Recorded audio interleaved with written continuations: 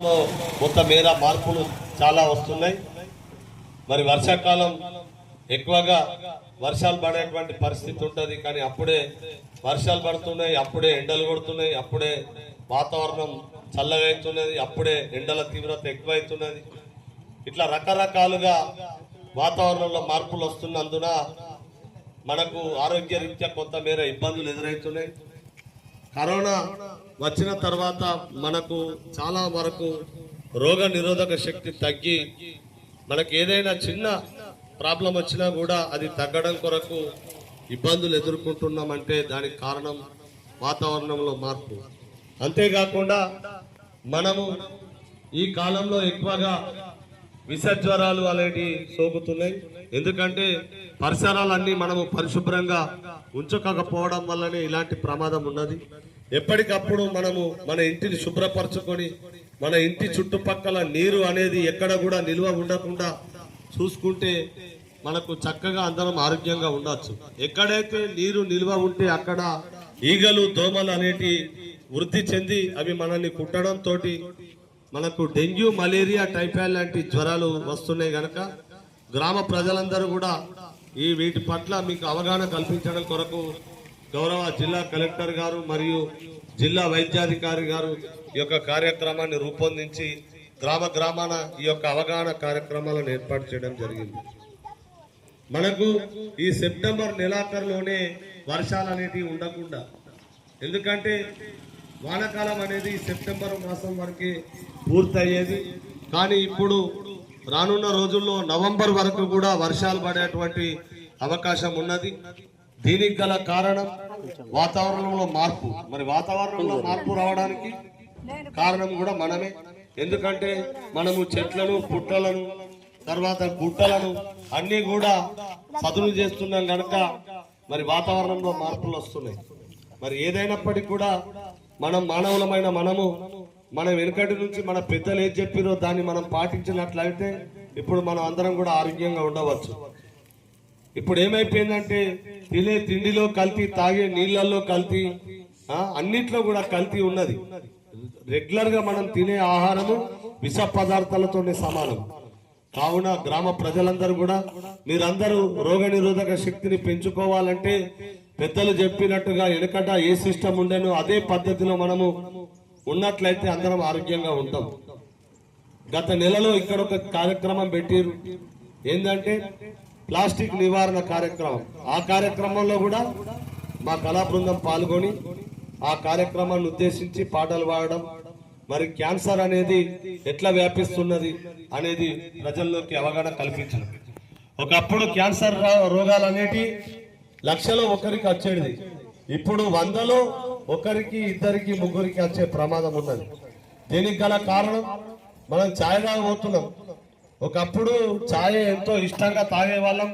ఛాయ్ కూడా బర్రె పాలు దొరుకుతుంటే కమ్మగా తాగేవాళ్ళం. ఇప్పుడు ప్యాకెట్ పాలు దొరుకుతున్నాయి. ప్యాకెట్ పాలు ఎట్లా తయారవుతున్నాయి? వాళ్ళు మందులు ఏం కలుపుతుర్రు? యూరియా కలుపుతుర్రు. మళ్ళీ వైట్ అనేది ఒక పౌడర్ ఉంటుంది, ఆ పౌడర్ కలుపుతుర్రు, లిక్విడ్ కలుపుతుర్రు. దాంతో పాలు అనేది తయారు చేస్తున్నారు. అంతేకాకుండా ఆ పాలతోటి ఛాయ్ తాగడమే కాకుండా హోటళ్లలో ఏం చేశారు, ఈ గిలాసులు గడుగుడు కష్టమవుతుంది, అలకగా వెళ్ళాలని చెప్పి ప్లాస్టిక్ గ్లాసులు తెచ్చారు. అలా ఛాయ్ పోతే మనం తాగుతున్నాం. వాడు ఛాయ్ ఎంత కమ్మగా పెట్టినా అలా పోయగానే దాని టేస్ట్ చేంజ్ అయిపోతుంది. ఎందుకంటే అందులో కూడా లిక్విడ్ ఉంటుంది. ఆ లిక్విడ్ అనేది ఆ ఛాయ్, గరం ఛాయ్ పోయగానే అది కాస్త టేస్ట్ చేంజ్ అవుతుంది. వీటి వల్లనే ఎక్కువగా మనకు వ్యాధులు వస్తున్నాయి. అలాగే మన పెళ్లిళ్ళకు అని ఫంక్షన్లకు పోయినా కూడా మనం నిలబడి తినడానికి కొరకు ఇస్తార్ ప్లేట్లు ఇస్తున్నారు. అంటే ప్లేట్ అంటే స్టీల్ ప్లేట్ కాదు, ప్లాస్టిక్ సంబంధించిన పేపర్లు ఇస్తున్నారు. వాటిలో తింటే కూడా మనకు క్యాన్సర్ అనేది వస్తుంది. కావున గ్రామ ప్రజలందరూ కూడా మనము వెనుకట ఏ పద్ధతిలో ఉన్నామో అదే పద్ధతిని కొనసాగించి అందరం ఆరోగ్యంగా ఉండాలని సందర్భంగా కోరుకుంటూ మన పరిసరాలన్నీ పరిశుభ్రంగా ఉంచుకోవాలి. చెత్తను రోడ్ల మీద వేయద్దు, చెత్తను మోర్లో వేయద్దు. మిగిలినటువంటి అన్నం, కూరలు కూడా మోర్లు వేస్తారు. తెల్లారు లేవగానే ఏం చేస్తారు, బోళ్ళు దేమో టైంకు ఇస్తే అన్నం కూర మిగిలిన దాన్ని తీసుకొచ్చి మోర్ల వారవస్తారు. అట్లా వారవస్తే ఏమైతే అక్కడ ఈగలు, దోమలు అనేటివి తయారై అవి మనం తినే ఆహారం మీద ఈగలు వాళ్తే అది తింటే మనకు వాంతులు విరోచనాలు అవుతాయి. మరి దోమలు కుడితే డెంగ్యూ, మలేరియా, టైఫాయిడ్ లాంటి జ్వరాలు వస్తాయి.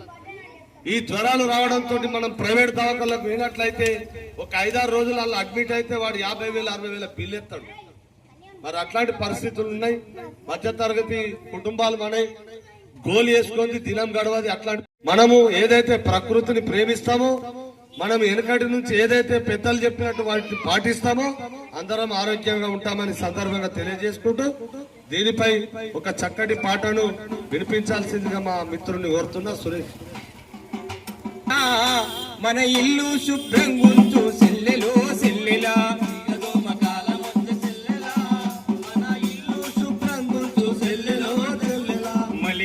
మలేరియా సెల్లెలా, ఈ మహమ్మారి రోగాలే సెల్లెలో సెల్లెలా. మలేరియా సెల్లెలా, ఈ మహమ్మారి రోగాలే సెల్లెలో సెల్లెలా. చెత్త చేదారము రోగాలకు మురికి కుప్పలతోటి నరకాల శాపము, అంటువ్యాధి రోగాలకు ఆచం పోస్తుంది మనమే, ప్రజల ప్రాణాలను పోతులు తీస్తుంది మనమే, చెత్తనంత తరిమేసి సెల్లెలా, చెత్తనంత తరిమేసి సెల్లెలా, ఈ రోగాలను అరికడదాం సెల్లెలో సెల్లెలా.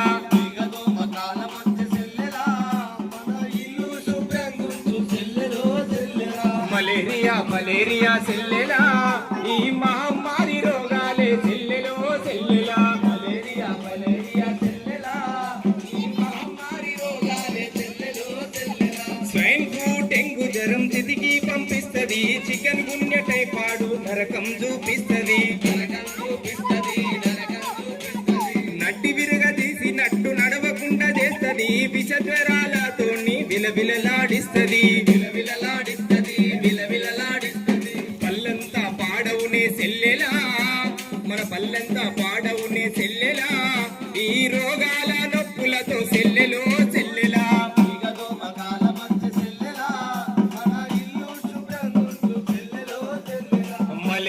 మలేరియా సెల్లెలా, ఈ మహమ్మారి రోగాలే సెల్లెలో సెల్లెలా. మలేరియా సెల్లెలా, ఈ మహమ్మారి రోగాలే సెల్లెలో సెల్లెలా.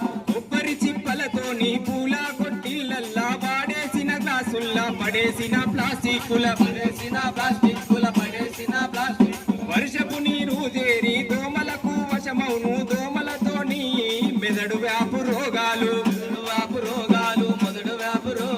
పల్లంతా పాడవునే సెల్లెలా, మన పల్లంతా పాడవునే సెల్లెలా, ఈ మురికి కుప్పలతోనే సెల్లెలో సెల్లెలా.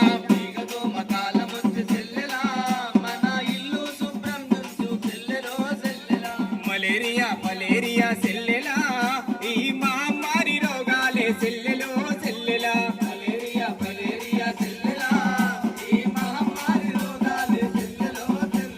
మహమ్మారి రోగాలే సెల్లెలో సెల్లెలా, మహమ్మారి రోగాలే సెల్లెలో సెల్లెలా, మహమ్మారి రోగాలే సెల్లెలో సెల్లెలా. మరి సురేష్ నాయక్ చక్కగా పాట వినిపించారు. ధన్యవాదాలు. మరి అందరికి మరొకసారి విన్నవిస్తున్నాం. మరి ఇప్పుడు ఈ అక్టోబర్ దాదాపు ఇవాళ మనకు 11-12వ తారీఖు వచ్చింది. ఎండలు ఎట్లా ఉన్నాయి? ఎండాకాలం లెక్కనే ఉన్నది. ఆ కాక చెండలు వస్తాయి, నాకు కూడా వస్తుంది.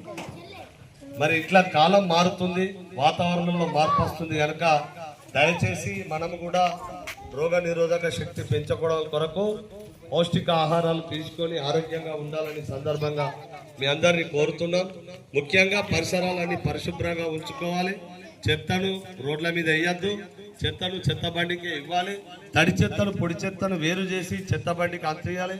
అలాగే మిగిలినటువంటి కూరలు, అన్నము ఏదైనప్పటికీ కూడా రోడ్ల మీద వేయద్దు, మోర్లే వేయద్దని ఈ సందర్భంగా కోరుతున్నాం. మరి మీరంతా ఆరోగ్యంగా ఉండాలంటే మనము ఎప్పటికప్పుడు మరి మంచి ఆహారం తీసుకోవాల్సినటువంటి బాధ్యత మనందరిపైన ఉన్నది. మరి రానున్న కాలంలో ఈ కాలం ఇంకా ఎట్లా ఉంటుందో తెలియదు కనుక ఇప్పటి నుంచే మనము వాతావరణం చక్కగా ఉండాలంటే చెట్లను పెంచాలి ఎక్కువగా. మనం దయచేసి ఈ విషయాలన్నీ పట్ల మీకు అవగాహన కల్పించడం కొరకు రావడం జరిగింది.